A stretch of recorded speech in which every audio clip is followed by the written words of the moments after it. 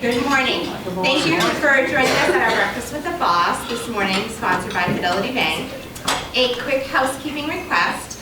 Please make sure to turn your cell phones on mute or off, whatever is your preference.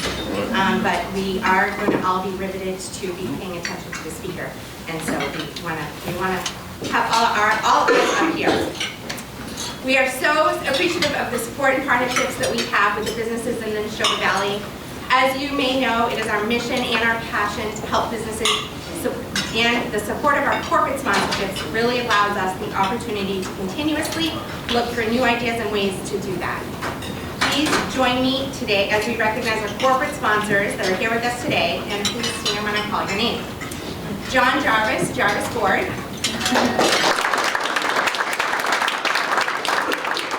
Chris, Kathy, Jonathan, and Laura of Rollstone Bank and Trust. Jim and Nadia of Enterprise Bank. And Danielle Weber of Gage Cannabis. I would be remiss if I didn't take a second to recognize members of our board of directors that are here today who have also been amazingly supportive. Gary Archer from Archer's Mobile. Henry Tessman from Great Wolf Lodge, New England. Nick Thornton from Boy Scouts of America. John Jarvis from Jarvis Ford. We make him work extra hard. Jose from JNS Business Products. From Mount Witches Community College, and Charlie from Nicopolis Insurance Agency. Of course, one of the businesses that we haven't yet recognized, and their support has been ongoing for over 20 years that I've been here, and they are our Fidelity Bank sponsor for Breakfast with Boss. So I'm going to bring up Dave up here to introduce himself and tell us a little bit about what is going on with Fidelity Bank. Thanks very much. I'm Dave Wilder. I'm a mortgage loan officer at Fidelity Bank. I was tagged to do this because I live in Groton, so it's a particular pleasure that our former chief, Don Palma, giving us our presentation this morning. I have very few regrets in my life, but one of them is right before the pandemic, I was signed up to go to the senior center to take Don's course on how to make red sauce. The pandemic happened, the course got canceled, I still don't have the recipe, but I asked him before if he would scrap this and go with the red sauce presentation, and he said no. So, all right, but I tried. If you don't know Fidelity Bank, we are a full-service community bank that has been serving central Massachusetts for 34 years. We operate 13 banking centers in the region, and we work with families, businesses, nonprofits, and municipalities to get them where they want to be. Our life design approach to banking is designed to bring clarity and confidence to all of our clients regarding their financial decisions. We do this with a straightforward but powerful four-step caring process that every one of our bankers uses when working with clients. I should also mention that I'm joined today by my co-worker, Nina. Chobani, wave to the nice people. Say that she's really fun to work with. And that's it. So I'm looking forward to the presentation. Thank you, Don.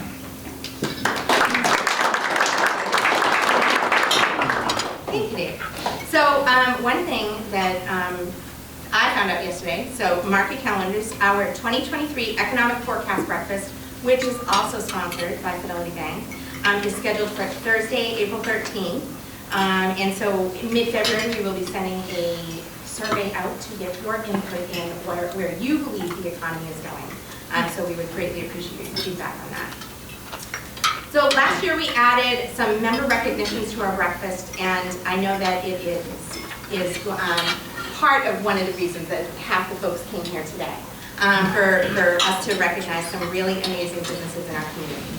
So the first business that we will recognize, Tag Heating and Cooling opened in 2003 and has since become one of the most successful HVAC companies in Central Mass. Tom started his career in the Army as a diesel mechanic, and after his service, he worked as a plumber's assistant. Over time, he developed an interest in the HVAC industry. After going through C School at New England Fuel Institute and Peterson School for Heating, Ventilation, and Air Conditioning, and Refrigeration. He then started working at various oil companies.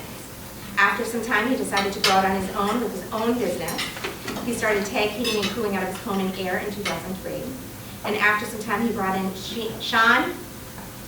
This is, you know every breakfast. I'm gonna hit the word. It's a safe bet that I'm gonna hit a word that I'm gonna stumble over. And this is it. Gibson Bueller? Today's my day.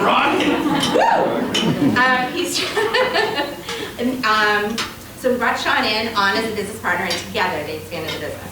Today, Tag Heating and Cooling has 12 employees, and they're committed to their customers. 2 years ago, they expanded by adding a chimney division in order to expand the business's capabilities further. TAG has been a valuable member of the Chamber and is a role model in their commitment to supporting the community. They support countless local youth sports programs and charities, and we thank them for their 20 years of business in Neshoba Valley.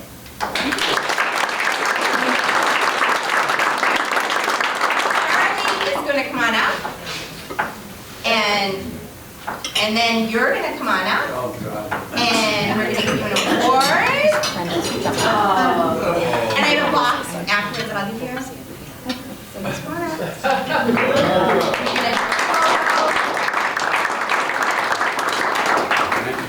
Sean, too. Tommy, Sean. Yeah, I do. And we're going to take our name tags. Take our name tags off for one side.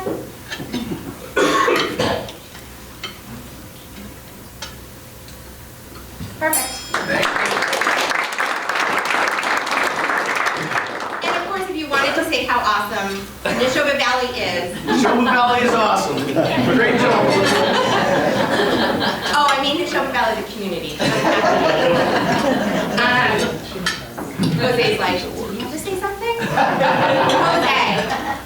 Jana's Business Products also started in 2003 at a kitchen table with a phone and a computer. J&S started by selling business forms like receipt books, work orders, and checks. Just remember when we used to write checks? Checks to small businesses all over the country. This was pre-Facebook, and their sales primarily came through the phone, with a smaller portion coming through the website. In 2006, J&S joined the Chamber and started attending a few events to get exposure to some local customers. And in 2008, they moved to their current location on Main Street in Air, and they opened to the public, which helped expand their business. They started offering print products like yard signs and banners, but the promotional items such as screen printing and embroidery grew tremendously. To support their expanding business, some remodeling was done to the unused space at J&S Business Products. They brought in t-shirt and embroidery equipment in order to have more control over their products. And this helped match the increasing demand and variety in orders that were being placed. J&S Business Products is an important member of the Neshoba Valley Chamber and a prime example of a family-run business. We thank them for their 20 years of service to the community and look forward to many more to come.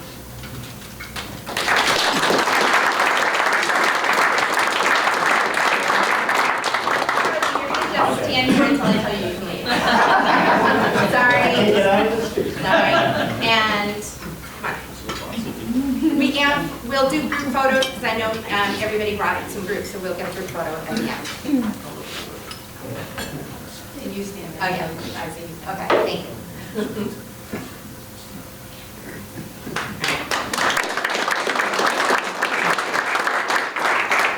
Perkins and Ansel. Perkins and Ansel began in 1988 when founder Charles Perkins opened his doors for business with a focus on condominium legal services. Managing partner Robert Ansel joined attorney Perkins in 1996 and expanded the firm's practice to include all aspects of real estate law.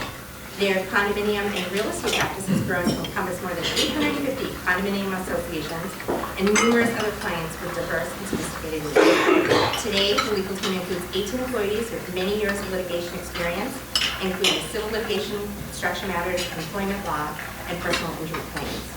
As leaders in the industry, Perkins and Ansel attorneys focus their efforts and expertise on exceeding expectations of their clientele. Their attorneys and skilled support staff form a cohesive group that functions as a Perkins and Ansel team, combining knowledge, experience, and the enthusiasm of their people with the use of effective use of technology. Perkins and Ansel is the small firm that makes a big impact. A leader in both law and local community, we thank Perkins and Nancy for 25 years of service to the Valley region.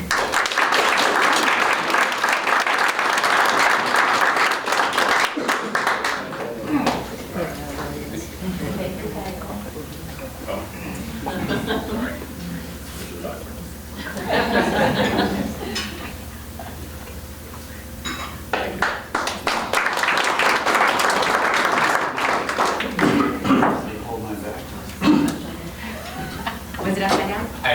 Look at it. It was. Loaves and Fishes began in 1983 as a volunteer hot meal program that quickly expanded to include prepackaged grocery bags as donations from local residents. They started as a chartered mission through the Federated Church and St. Andrew's Church, both located in Ann Arbor. Clients were interviewed by the Reverend, and grocery bags were packaged in the storage area at St. Andrew's. And over time, the reach and amount of donation expanded, so Loaves and Fishes were able to move to a basement site in Devens on Buena Vista Street. Mass Development charged them a rent of $1 a year. They expanded their space. The expanded space allowed Loaves and Fishes to keep all its food at the same place and let clients come to choose their own groceries. In 2005, the location moved once again to a permanent home, also purchased from Mass Development for $1. A campaign was able to raise $1 million for renovations, upgrades, and operating expenses. More renovations were completed in 2018 to serve the growing client base, including the addition of a walk-in freezer. Due to the pandemic, Loaves and Fishes transitioned to a drive-through model, which is still being used today. In order to transport orders from the Greater Boston Food Bank, Loaves and Fishes used volunteers' personal vehicles and local businesses willing to provide access to box trucks. In 2021, they were able to secure grant funding to purchase a truck of their own, which they used to pick up their own orders from the food bank, as well as orders of 6 other local pantries. In the future, they will set up an online ordering system, which launches this April. They also hope to start offering appointment-based in-person shopping in the fall. Today, Loaves and Fishes is able to serve over 800 families a year thanks to surrounding community and its dedicated volunteers. We thank them for their 40 years of service and look forward to many more to come.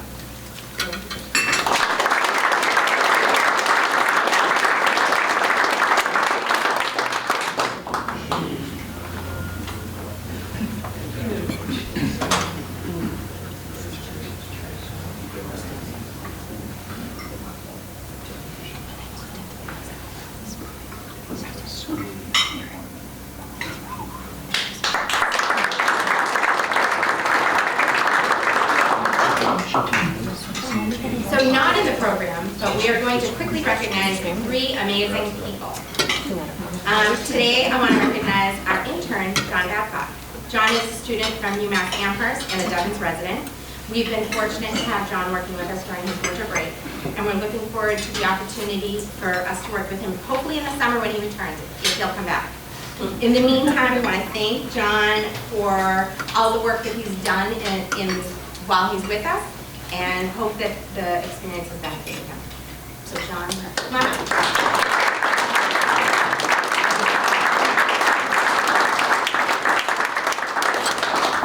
We have a small token of appreciation. Thank you very much.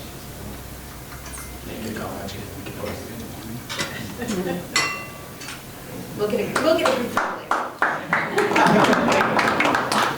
So if you read my weekly email, you know that tomorrow, Megan is celebrating her 8th anniversary of the Neshoba Valley Chamber, and she loves being recognized. For those who are in the room that do not know, we are sisters. And so no one actually knows how we've managed to work together for 8 years. So for her 8th anniversary, the traditional gift is bronze or pottery. And knowing Megan as I do, I knew she'd appreciate some bronze and a gift card for her trip to the Cayman Islands so that she can go tanning. So.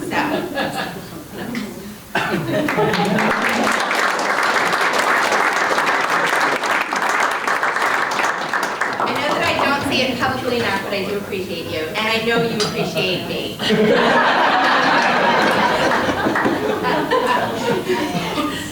Hopefully you'll change that red to a bronze.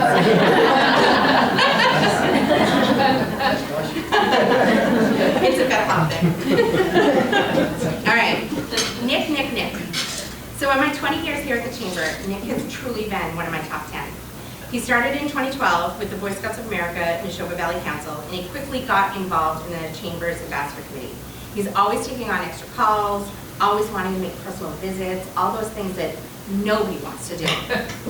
After 3 years volunteering at the Chamber and super involved, he was promoted to the Lake Erie Council, and we begrudgingly let him accept this promotion. But not before we presented him with the coveted President's Award, an award that we used to give out at our annual meeting in recognition of outstanding commitment of service to the Neshoba Valley. Mid-2018, I received one of my favorite calls, which is when he called to tell me he was coming back to Massachusetts. He hadn't even left the state yet. Where, Michigan? Ohio, whatever.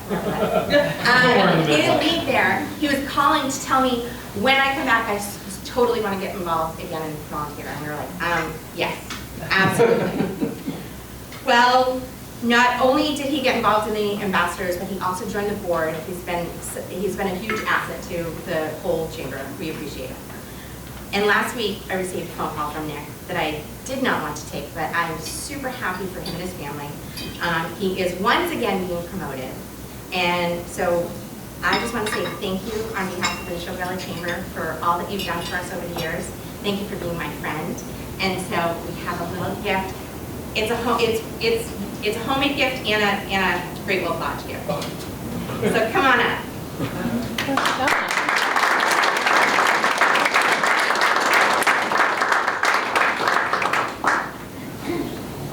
I know.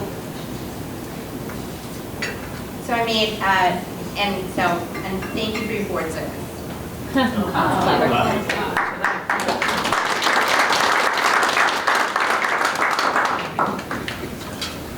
All right, very good. You're done.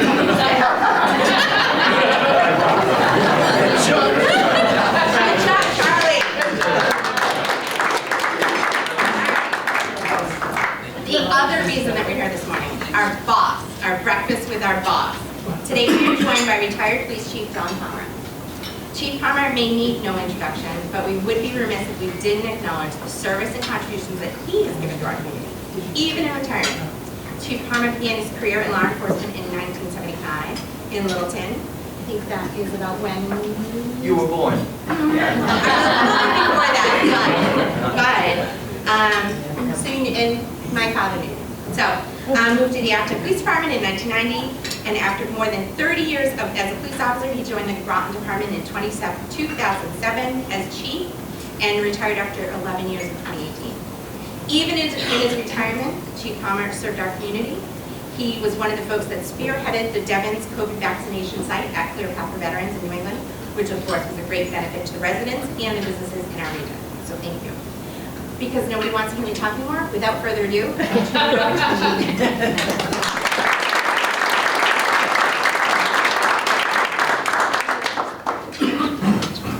I know most of you here, so thank you.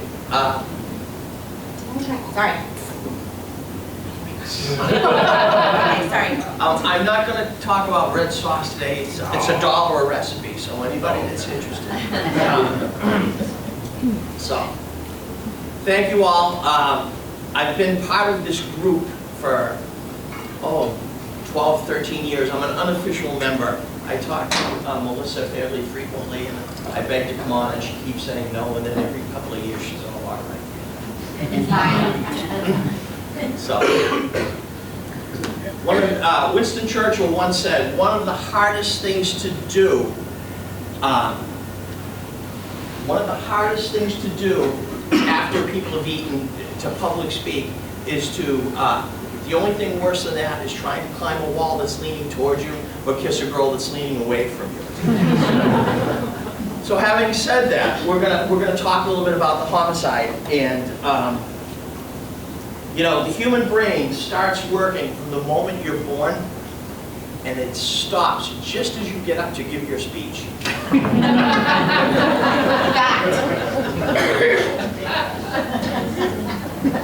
So, I'm going to talk to you a little bit about this. It was kind of a dark period for Groton, but if there's a silver lining to any cloud, there is one here, and we'll talk a little bit about that.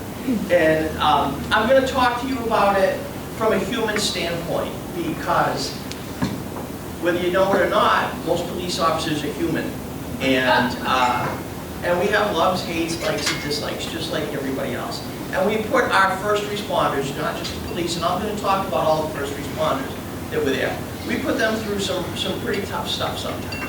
So we're going to learn, I'm going to go through it, and I guarantee you guys will be out of here 1:30, 2 o'clock. So, if you would hit the first slide. So we're going to set the stage a little bit. I was the chief, and we had what you would call a perfect storm. So it was September 8th, 2017, which seems like a long time ago, but it's still pretty fresh in a lot of memories. So September, there was a baseball game that night, and I'll tell you how I know that. The weather was clear and warm, and we had 4 police officers assigned to the 3 ward. That was a mistake. What had happened is normally we have 2 police officers on, and at this point in time, Thursday, Friday, Saturday nights in the summertime, I used to put a 3rd person on, so that we would have extra coverage.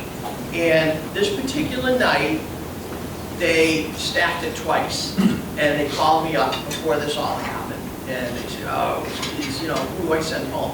I said, "Let them all stay. Let them stay. Well, you know, it's September. You know, if we don't spend the money, the teachers are going to get it. Don't worry." So I said, "No, don't worry. Just we'll run with that." As it happens, I used to do a lot of stuff with the senior center. I was very active with the senior population. And this particular night was their drive-in movie night. And what they used to do is they would put a big screen up, and it was like a drive-in movie. You bring your folding chairs, and we would cook for the seniors. And we would do hot dogs and hamburgers and popcorn and all that stuff like a drive-in movie. And as I understand now, a couple of boxes of alcoholic beverage got smuggled in there from time to time. So we were there. So myself, my deputy chief, Jim Cullen, and another officer that I had, were all there helping. So I know you find this hard to believe, but I tend to show off every so often. And I had on a chef's outfit. I had the chef's coat and the whole bit, and I was, because we had fun. I used to have fun. We did it, and I'd tell jokes, and I'd wind up dancing with old ladies, and it was just a lot of fun. So the reason I'm telling you all this is because a number of families in the Common Street area went to a Red Sox game. So there was nobody around. So, could I have the next slide, please? Did you get the play?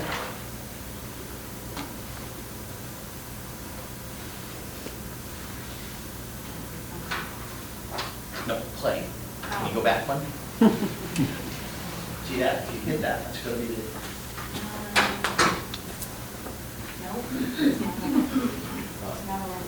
All right, so she just cut my speech down by an hour and 10 minutes.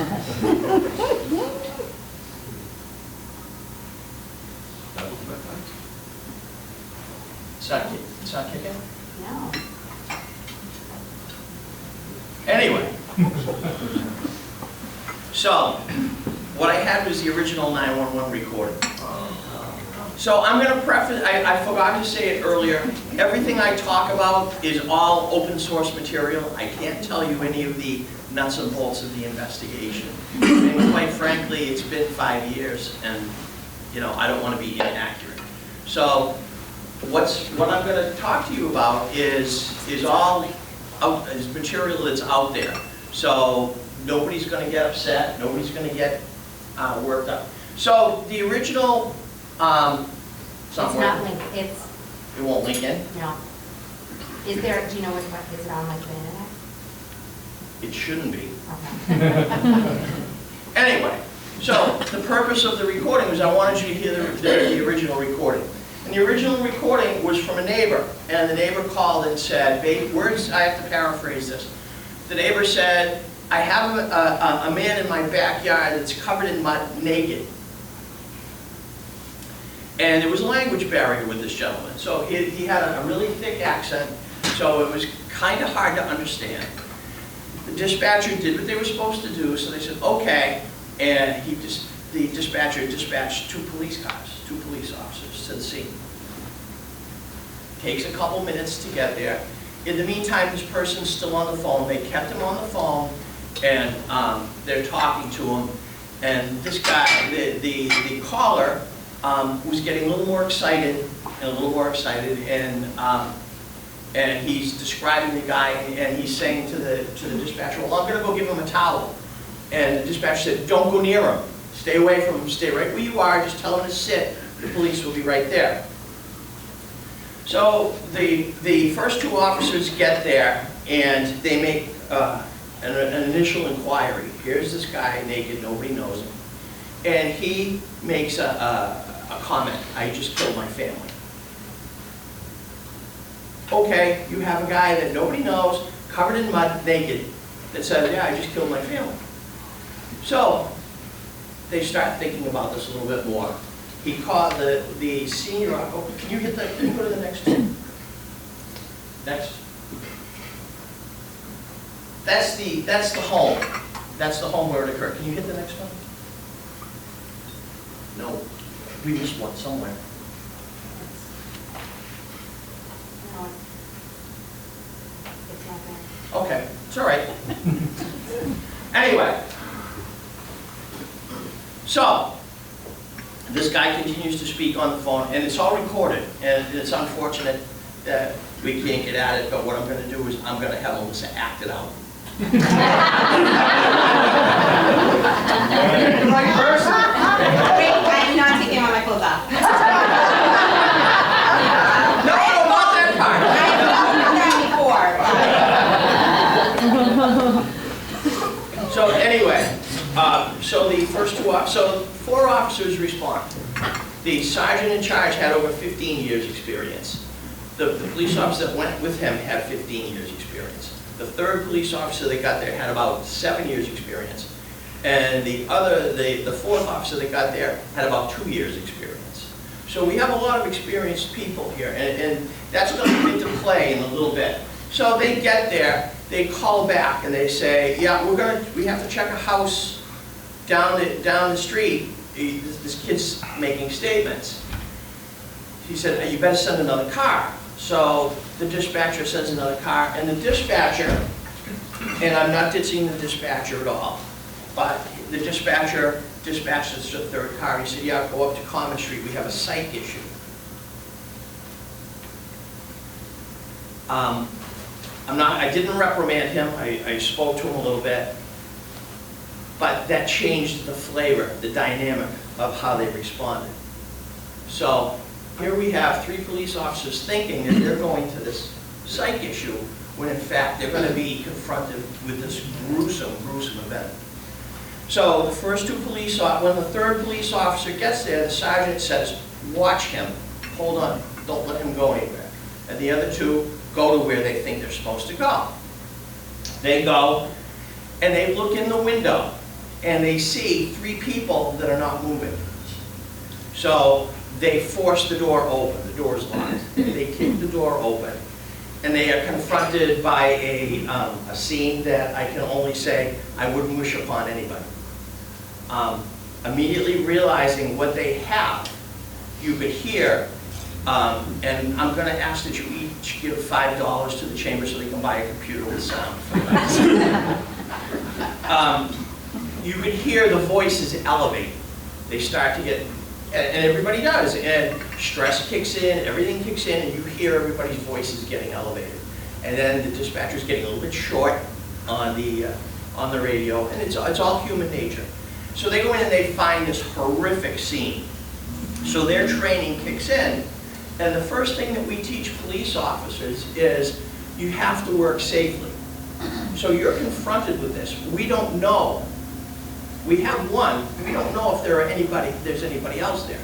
So they quickly clear the building, and by clearing the building, I mean they started from the top and worked down to make sure there were no other bad actors there. And then they called. And again, you would hear it. They called back and they said, call the chief, call the, call everybody. We have a real problem here. So here I am cooking French fries and stuff. And my phone rings, but I don't hear it. I'm having fun with everybody. And these guys are in a panic because they're confronted with 3 at this point. 3 bodies, 3 deceased. They call back, and I'm not answering the phone. And they're going, does anybody know where the chief is? Does anybody know where the chief is? Yeah, he's at the senior center. Finally, Steele McCurdy, the fire chief, calls me. And I happened to hear it, and I picked up. And he and I are great friends. And he said, are you on your way? And I was fresh, and I said, don't bust my balls. What are you talking about? Are you on your way? He said, on my way to what? Retirement? Yeah, a couple more years. And I'm just giving it right back. He goes, no, you've got a bad problem. Are you on your way? I said, I don't know what you're talking about. He said, you better get going. So I called the station, and they're in a panic. So I walked over to my deputy. I whispered in his ear, and he's okay. And then I went over to the detective. I whispered in his ear, and I went over to Kathy, who ran the senior center, and I said, we got to go. And she goes, oh, what's the matter? I said, we got to go. And we left her with 25 hamburgers, 2 things of French fries. We all got up and left. And they were left it. So the interesting part to all this is I was the first one to get notified. And unfortunately, you can't hear it, but we start to sign on. So I go run into my car, and I realize I'm dressed like Chef Tell. I'm like, oh boy. So I got to grab my clothes, run into the senior center, and I'm changing. So I'm the first one to be notified, I'm the last one to get there. So the detective goes, he gets there, the deputy chief gets there, and finally I get there. So by now, they realize that they have a big problem, and now we're starting to bring resources in. The Pepperell police came over, the air police came over, because we're committed. The whole shift now is committed to this thing. My officers do what they're supposed to do. They've cleared the building, they've secured the building. Now we've got this individual. So they did what they were trained to do. They took him into custody, they called for the ambulance, and they had him transported to Neshoba to make sure that we could clear him medically. In other words, physically, he's okay. But when they looked at him, he's got blood on him, he's got mud, he's got all this stuff. So then he starts to talk. And they gave him his rights, and they said, shut up, just sit in the back, and he started talking. You couldn't defend him. So he's transported, so we begin the investigation. And that's when they step outside and look, and they find victim number 4, who is the caretaker. So the 3 victims inside were the grandparents and the mother. And the only way I can describe it is that the average person would know immediately upon seeing that those were non-survivable injuries. But we don't have the power to pronounce them dead. So the ambulance came up, paramedics came up. The paramedics had to go in and look and say, yeah, they're dead. So now this starts an investigation. And unattended deaths, sudden deaths, and murders, manslaughter, is all handled by the district attorney. We work in conjunction with them, the state police. So they're called, and they come. So now we have to get some more assets in there, some more equipment and people. Common Street, if anyone knows, is a fairly small street, and the houses are a fair distance apart. Well, this kid walked through a trail that he remembered as a youth through 3 different backyards to come out to this guy's yard. And we found out later in the investigation why he did it, but I don't want to say that just now. Can you go to the next? All right, keep going. Please, keep going. Okay. Can you go to the next one? Next one? Okay, so anyway. So now we begin the investigation. We call for, Groton's part of NEMLEC, which is the Area Law Enforcement Council. They have all the assets. They have the command post, they have the SWAT team, they have all of that stuff. So we call for assistance from them. Common Street is a small street, and the houses are fairly far apart. So this kid really had to motivate. So he went through 4 different yards to get to where he was. As an investigator, now our crime scene is not just here, it's where we found him and everything in between. So there's a large task to protect this whole thing at this point. Keeping in mind now, it's going to start getting dark in a little while, and things aren't really going our way at this point. So we have the individual, we know we've got him, we don't know if he's got help, if there's any other actors out there. So now we have to do a protective sweep. We have to start looking to see where people are and what they're doing. So my folks do that, and through conversation with this individual, we determine, or we're reasonably sure that he's a lone actor. He's by himself in this whole thing. So, okay.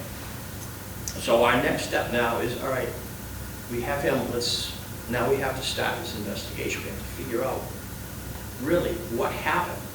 And it was really pretty bad. So the paramedics have come, the fire department's there, and to his credit, the fire chief comes just to help me do support and all that good stuff. So we have that.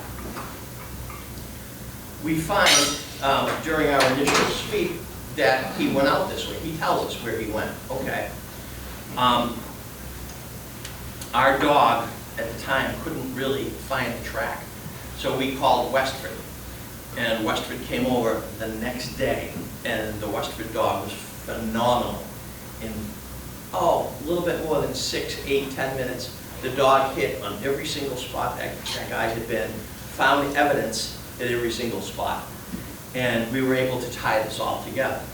So when you look at some of the articles and stuff, it says blunt force trauma, and that's really kind of an understatement of what it was.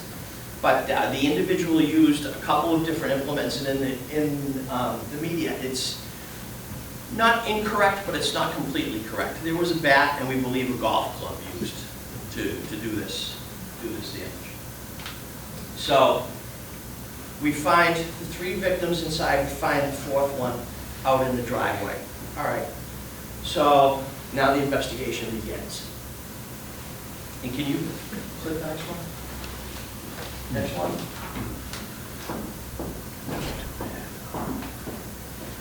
Next one.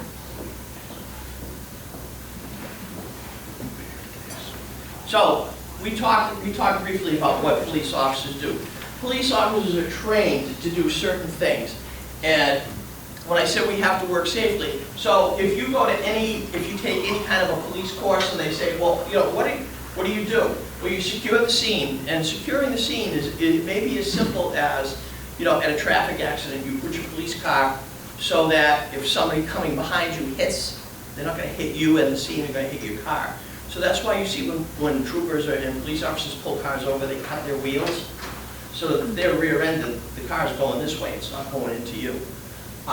So that's the simple part of it. The really hairy part of it is now we have 4 homes and probably 4 acres of land that we have to secure. The crime scene and everything in between. The next thing that we always do is care for the injured. Well, obviously, once they get in there and they look, there is no obvious life. It's obviously deceased people. So we can skip that. We've already got the suspect, so we've taken him into custody.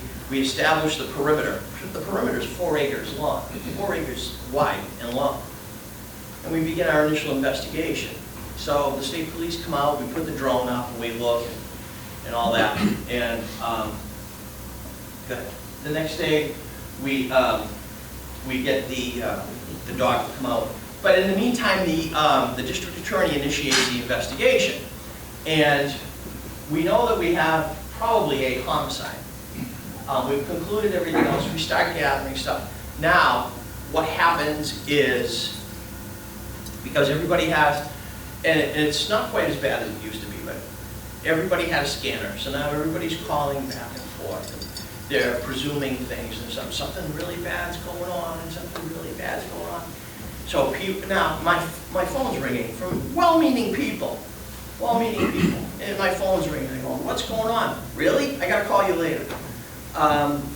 So we have that. So Common Street is small. So what we did was we made a conscious decision to block Common Street, because what I didn't want was people coming home to this, and then the news media getting too close, because it was a horrific scene. We hadn't notified any of the kin yet. We didn't even know who they were at this point. So what I didn't want was a lot of news people and cameras and stuff. So we blocked the road on both ends.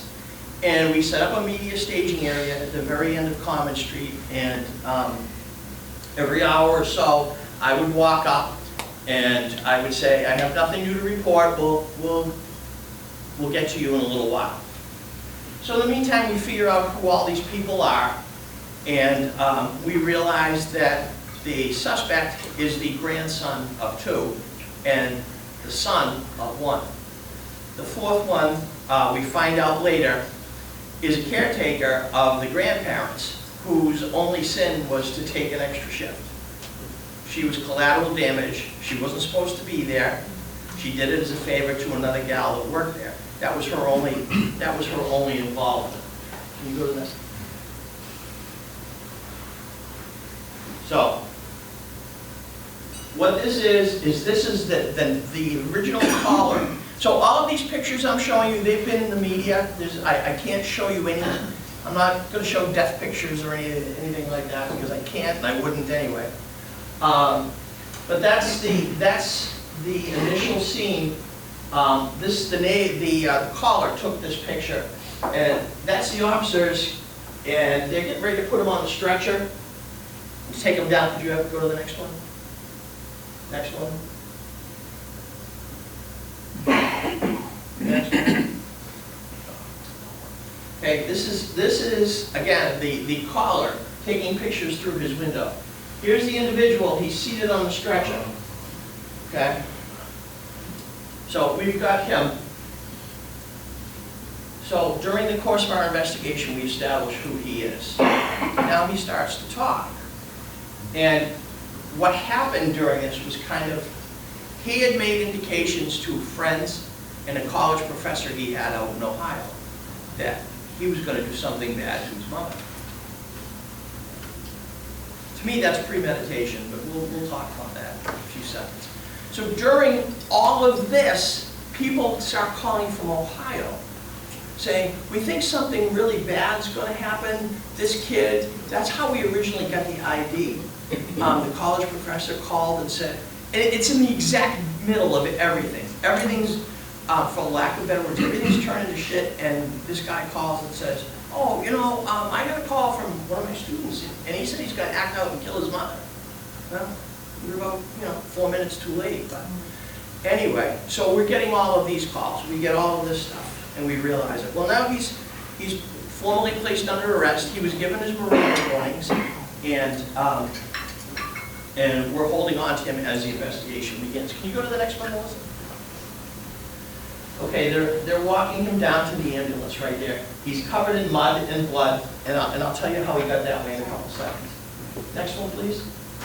Next one, please. All right, now that one, you can go back one. So what were our challenges during this? Our challenges were setting up a secure environment for everybody to work.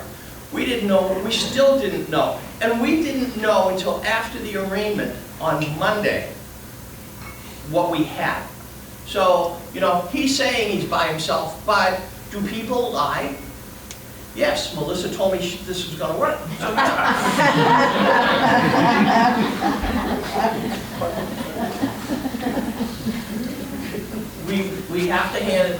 we had a challenge in handling the press and handling politicians and concerned citizens. Now everybody knows where we are, so now they're coming down.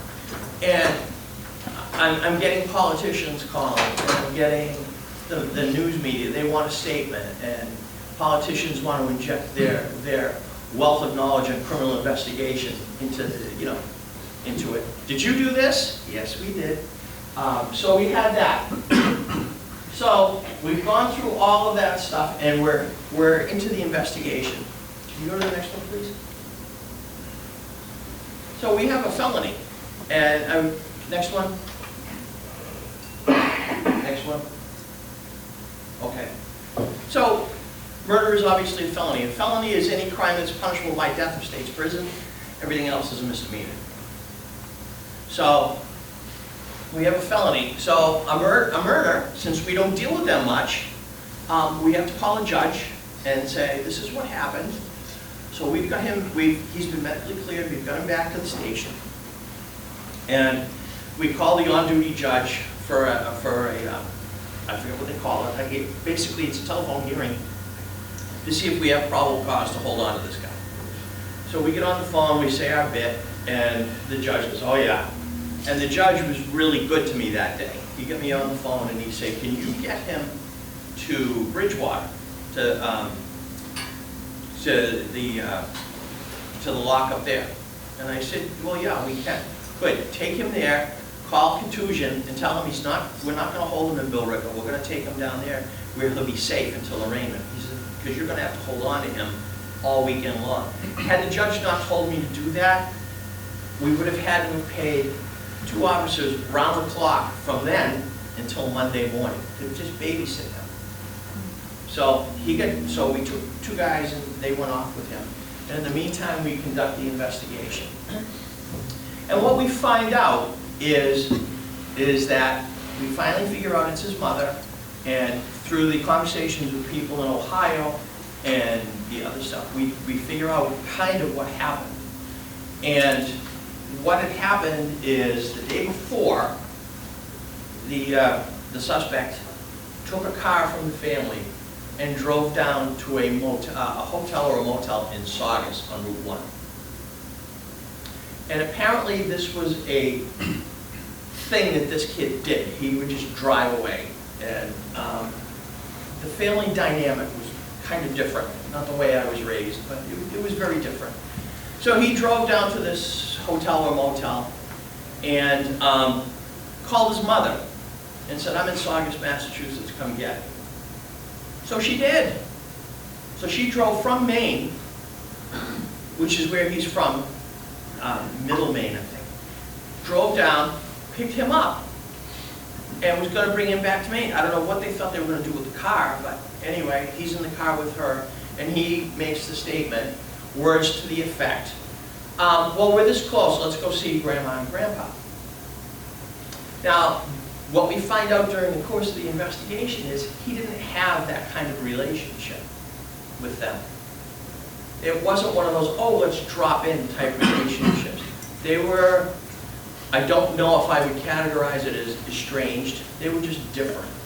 So for him to say, oh, let's go see Grandma and Grandpa is way out of character. But she did. So she brought him there, and they were in the process of having dinner when he killed them. Because when I got there, the food was still hot that was on the plates. So he did that. He killed the 4th victim. We don't know if she was running in to protect the others or she was trying to flee. We'll never know. She died in the driveway. He runs through the trail that he knew, takes off his clothes because he's covered in blood. He takes some trophies with him, if you will. He takes a pillowcase and some other stuff, and he abandons that along the trail. But how he got all the mud was he remembered there was a small wet area back there that usually had water in it. He was going to wash himself off, but there wasn't any. So he just got mud and covered himself with mud. And that's how that got there. And then he popped out, and I don't know what his thought process was. Maybe somebody that's in corrections, the state board knows. I don't. So he popped out there, and that's where they got him. So this is the next day, and remember I told you everybody was at a Red Sox game. So nobody was home when we did a neighborhood canvass. Nobody was home. They were all at the Red Sox game. And they were a little bit ticked at me because they get home from the Red Sox game at, I don't know, 11 or 11:30, and I wouldn't let them down the street. So they all had to park at the end of the street and hoof it in. And I did that for a couple reasons. reason number one is because if I opened it to them, I have to open it to everybody, which means all of the media trucks are coming, all of the politicians are coming, everybody's coming. So I just said, you know what, sorry. So this is the morning after. That's Mike Lynn, one of my detectives, and Jimmy Cullen, my deputy chief. They're doing a neighborhood canvass to see if anybody saw or heard anything, if anybody happened to have stayed home. And the next one. Go back one? All right. That's one of our reserve officers there. And the reason I put that in there is because that's what Common Street, that's blocked. We used an awful lot of resources. By the time this was all over, everybody on the department was in. Everybody had come in. I had used up all of our resources. And we had to rely on Air and Westford and Littleton and Pepperell, all of the mutual aid stuff came in. So here's one of our reserves. He came in probably, I'm going to say 8 or 8:30, no, later than that, 9:30, 10 o'clock. He came in and we had the roadblock. So the district attorney comes on now. It's getting to be about 9 o'clock. And we have a conference with the district attorney. And we've pretty much got a pretty solid idea of what's going on at this point. And the district attorney, very wise, I love the gal. She said to me, we're going to need to make a statement on the 10 o'clock news. You have to reassure everybody in town that this is isolated, that we haven't got a crazy person running around. You need to, she said, you need to be the face. Okay. So I said, I got to go home and change. Because I'm just jeans and a sweatshirt. And I'll never forget it. Jim Cullen comes to me and he says, Chief, go home, take a shower, and put on a uniform, because you smell like French fries right now. Okie doke. So I did that. So comes 10 o'clock, all the media gathers in front of the Groton Police Station. She gives her statement, and one of the best things she ever said to me, I got on and I said, yeah, we believe this is, all I said was, I believe this is an isolated incident, and there is no threat to the public in Groton or anywhere else at this point. That just took all the wind out of everybody's sails. Everybody got calm again. Because we would get calls, you know, and, you know, people are going looking for Dad's shotgun and stuff like that. It's just, it got kind of, so this is that. Can you go to the next one, please? The only reason I put that in there is just to show you the cooperation. That's the Pepperell Police. They were with us all night long. They stayed all night to help us out. Can I have the next one, please? Again. All right, that's Common Street at the end. That's I won't call him irritated, an upset neighbor wanting to know why he can't get his car down the street. But that just shows you the length of the street that we have blocked up. That is the night press conference.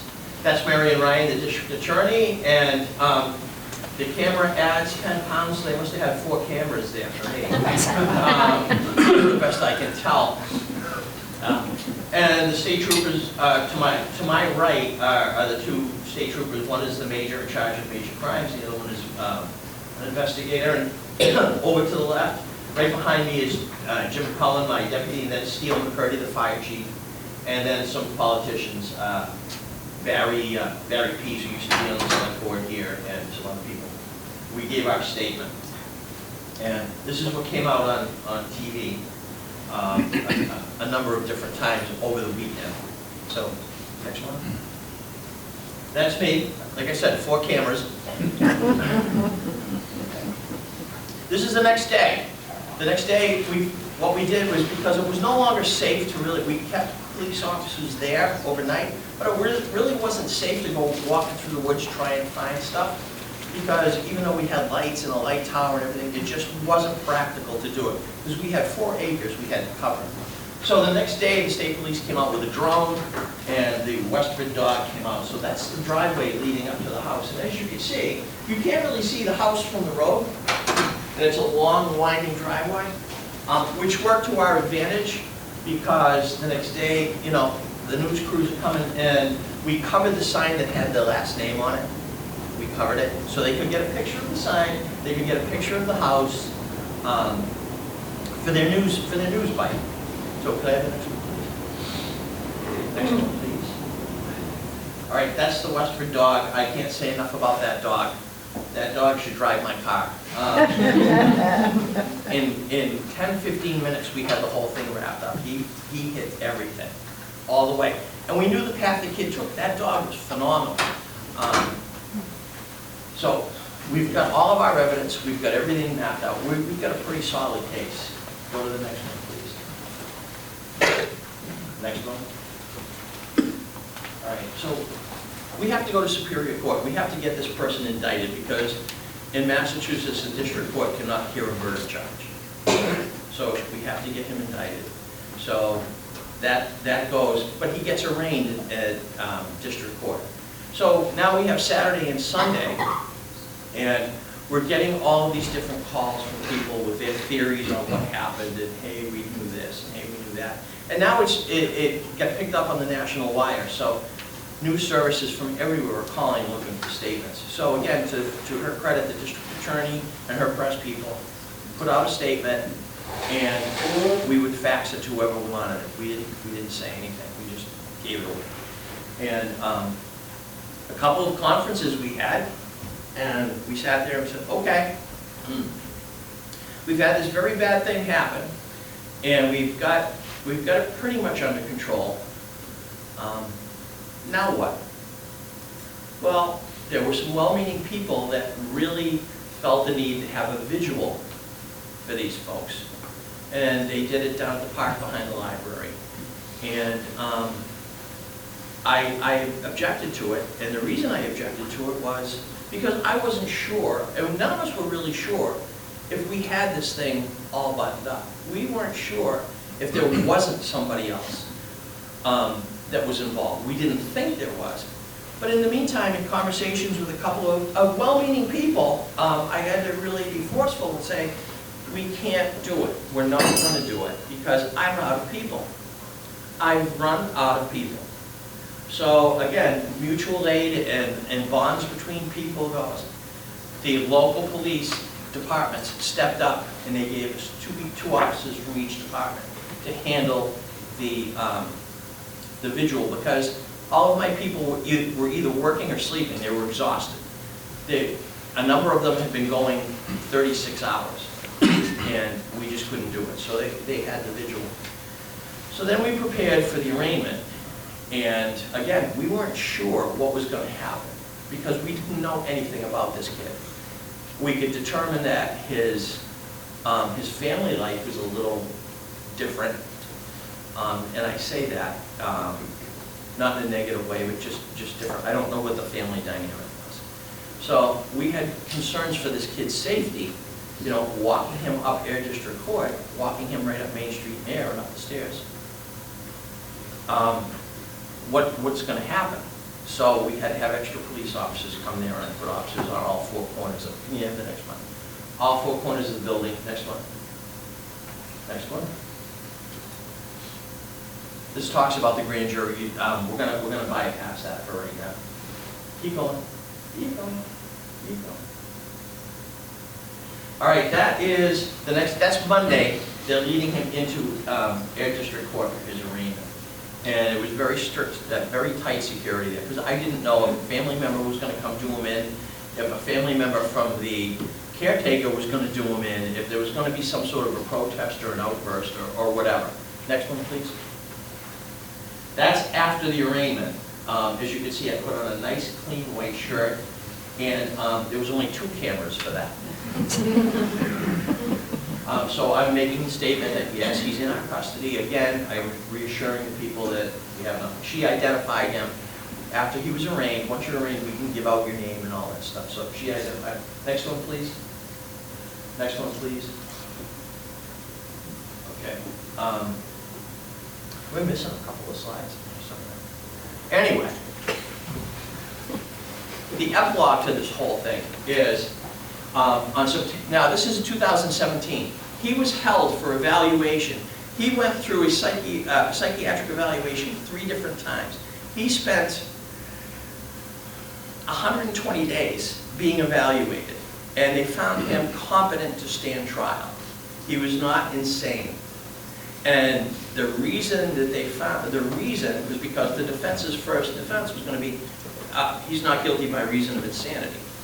And that was not going to fly for us because, in all honesty, if you're found not guilty by reason of insanity, they put you away for a while, and 5 years from now you say, I'm better, you've been found not guilty, you walk out. So we pushed the issue. We forced the issue. The district attorney forced the issue. He was competent to stand trial. So there was a lot of haggling back and forth. COVID kicked in, so that delayed everything. So really, it wasn't until September 1st, 2021 that he finally pled. He pled guilty to 4 counts of second-degree murder. And I told you, first-degree murder is premeditated. Now, if you look at all the facts, but that was better than taking a chance of losing the whole thing. So he pled to second-degree murder. He was sentenced to 25 years to life, which makes him eligible for parole in 25 years, killing 4 people. I'm not necessarily a big fan of that, but that's a political statement I'm not going to make. Next one, please. My closing thoughts. We were lucky. We were extremely lucky that he stayed there. Because if you think about it, he came from Maine with a Maine registered car, the same last name. If he had committed the murder, gotten his mother's car and drove away, even if he had stopped at the New Hampshire border, everything matches. His car, his identification matches the registration of the car. Yeah, it's my mother's car. Where's your mother? Oh, she's visiting my grandparents. They would have let him go. And he would have been off into the wind someplace. So we had luck. The next thing I'm going to say to you is training is worth the investment. Training is worth the investment because although the only murder in 45 years I ever handled was this one. My officers did exactly what they were supposed to do. What they were trained to do, how they were trained to do it. And I got a comment or a compliment from the district attorney and from a high-ranking politician that called me and said, I want you to know that I cannot find fault with anything that the Groton police did. You did everything right. So training is worth the investment. So I say that to you because we're in some very difficult times right now. Very difficult time. Very difficult for police.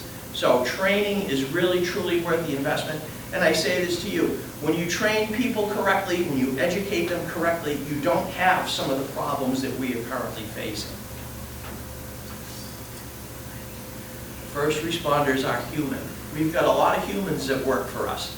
They're our biggest asset. And you know what? One of the best things that we did was we sent everyone, me included, to debriefing. First response, every firefighter that went, every dispatcher that was there, and I had a bunch of them because the dispatchers heard everything, and a couple of them came in and helped. So at one point we had 3 people dispatching and 14 or 15 police officers on the radio all at the same time. And it's unfortunate you couldn't hear that. I'm teasing. First responders are human. So we debriefed everybody. Everybody got counseled, which was good because I think that got a lot of the stuff put away. And the last thing I'm going to leave you with is it can happen anywhere at any time. Happen anywhere at any time. And this happened. And we have 4 murders. We hadn't had a murder in Groton in 30 years. And as an example, the following year, Westford had 2 in a 10-day period. So it can happen anywhere. So we like to think we're safe, and we like to think we're doing everything we can do. But just remember that it happens anywhere. So, and that's my pitch for when people get up and they want to cut police budgets, and they don't want you to train, and they don't want this, and they don't want that. Remember the dynamic. Remember that it's a human asset that you're investing in. So that is most of it, but I was asked to tell you a quick story. And I was in charge of the command post, the incident command people for NEMLEC. Each chief has a job, and my job was to run the command post and run the incident command stuff, to provide logistics and all that stuff. Well, I'm on the part of the marathon bombing. And I'm gonna go really quick so I'm not tying you guys really up. But anyway, the marathon bombing happens, and I'm at home trying to put a grill together. And my dad calls me. And I said, what's up? He goes, are you watching the news? I said, no, I'm trying to put a grill together. Well, your sister's at the marathon and I can't get her. I said, yeah, okay. He goes, well, I can't get her. He said, are you watching the news? I said, no, what? He said, they blew up the marathon. I can't find your sister. It's like, oh, all right. So now, while we're talking, now my phone starts going. All the alarms are going off. All the gongs are going off. And we have one of those. And first time they'd ever used the statewide all call. It's like, okay, what the hell is going on? So I go in, I turn on the news, I try calling my sister. Can't find her. So I say to my dad, don't worry, I gotta go to Boston. We're all ordered in, we're on our way to Boston. I'll find her, I'll get her out. Okay, so she finds her way out. I don't know how she got out. She got out, so we know she's okay. So this whole investigation thing goes on for 4 or 5 days. So the chief from Westford and I were together in this whole thing. So we would leave at 5 a.m. every morning for a 6 a.m. briefing in Boston. We get our 6 a.m. briefing. We would disperse our assets, what we were in charge of. We would leave Boston at 2. I would come out, do my Groton police work till 9 or 9:30, go home, go to bed, and do it all over again. Well, the last day when it really took shape, I said, you know what? This is 5 days of this. I'm going to sleep in, and I put the vibrator on the phone, and I crawled into bed. About 2 a.m., I wake up and I see my phone dancing across the floor, and I picked it up, and there's like 6 missed calls. And I said, what's up? You gotta get in, everything's going on, blah, blah, blah, blah. Okay. So I called my friend over in Westford, and he said, yeah, all right, we'll go. We meet up, we go into Watertown, and it's eerie. It's like something out of a science fiction. Nobody's on the streets, nobody's around. It was just really eerie. We get there, we do the whole thing. They're chasing him all day long. They're finding all their stuff. So I'm going to speed up the story a little bit. So at 6 o'clock, we have a briefing. They say, we know he's in this corner of the city. We've got him blocked off. Everybody's been here. Go home, get some sleep. Be back at 5 a.m. At 5 a.m., we're going to surround him and get him. Okay. So we head back for Groton. And my friend, the Westford chief, had one of the Dodge Chargers. And that thing screams. And I will never ride with him again. So we get up to the Bill Rickett-Chelmsford line on Route 3 and my phone rings. I say, yeah, what's up? You guys gotta turn around, He's cornered, they know where he is, Okay. This is probably 4 o'clock, 4:30. So we turn around, and I swear to God, that Dodge Charger made it from the Chelmsford Bill Rickett line to the Watertown Arsenal in about 3 minutes. And the words I said to my friend was, slow thee down, because if you so much as hit a twig, we're going to vaporize. And he was like, no problem. Okay, so we're on our way up to our assigned position, and we get flagged down by some IRS agents, because everybody's in on this. They got their vests, and they got machine guns and the whole bit. They flag us down because his lights are gone. They go, he's right there, he's right there. Okay, we jump out. My vest, my bulletproof vest, is at the command post where it's supposed to be, 1.5 miles down the road. I don't have anything. We get out of the car. So he says, well, I got something. He gives me a bomb jacket. And I look like the Stay Puft Man with the bomb jacket. So here I am, I get the bomb jacket on, and everything's all put together. My phone rings, and it's the command post. And they go, Chief, yeah, don't scratch your ass, don't pick your nose, because you're on national TV right now. And I'm like, okay. I happen to look up, and there's a news crew up on the roof filming us. So we're there. So my dad turns on his TV. Now apparently there's some sort of a state law when you're over 65, you can't turn the TV on until 5 o'clock. So he turns on the TV to the news, and what's he confronted with? This picture of me. But I look like the Stay Puft Man, but he knew it was me. He doesn't know what to do, so he calls my sister. And he goes, are you watching the news? And she goes, yeah. What the hell is he doing there? He's supposed to be in Groton. What the hell is he doing there? She goes, Dad, I don't know. It's all unfolding on the news. Should I call him? No! Don't call him. Do you see? He's holding a gun and he's crouched behind a car. And at this exact moment that he's looking at me, they're saying, he's over there, he's coming this way. And I said to my friend, get behind the car, because I am not going to die because of roofing nails. I'm going to get them fair and square. Because they were throwing bombs with roofing nails in them. I said, I'm not going to get killed by a roofing nail. It's going to be fair and square. So anyway, we're there. It winds up that the SWAT team goes in and they take him and everything gets done. Gets to be 1 o'clock in the morning. It's all over. It's all over. Everything's good. So I'm like, Jesus, I better call him. So I call him up. I said, hey, Dad, it's me. Yep.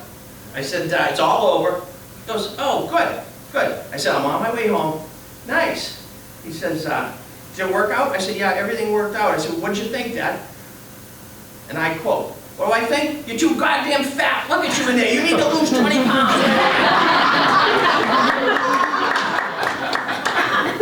I just spent 4 days of my life wondering if it was the last one and he was telling me I gotta lose 20 pounds.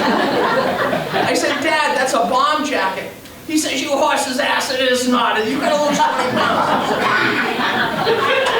All right, Dad, I'll talk to you tomorrow. The moral of the story is, no matter how big and brave you think you are and how much you were trained, you're still somebody's little boy.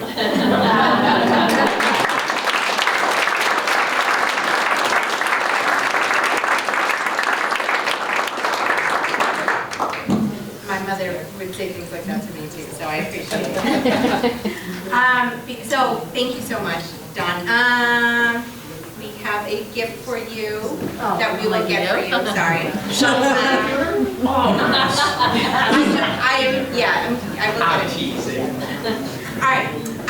So very special thanks to the team at the Groton Inn for the amazing service today.